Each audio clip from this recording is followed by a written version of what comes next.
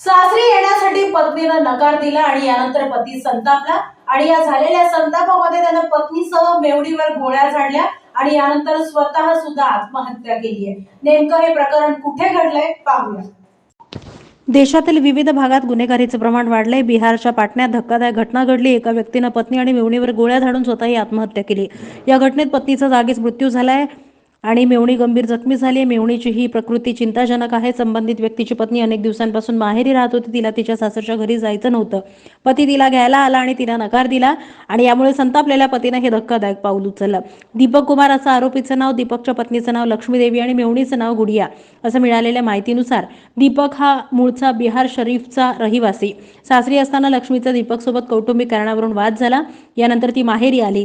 2 महिन्यापासून ती माहेरीच राहत होती। दीपकने लक्ष्मीला सासरी येण्याचा आग्रह केला, तिने नकार दिला आणि या दोघात वाद पेटला आणि हा मिटण्याऐवजी इतका पेटला की दीपकने चक्क लक्ष्मीवर गोळ्या झाडल्या आणि यामध्ये तिचा जागीच मृत्यू झाला आणि हा आवाज ऐकून लक्ष्मीची बहीण गुडिया तिला वाचवण्यासाठी आली असता दीपकने तिच्यावरही गोळ्या झाडल्या आणि त्यानंतर त्याने स्वतःवरही गोळी झाडून आत्महत्या केली आहे।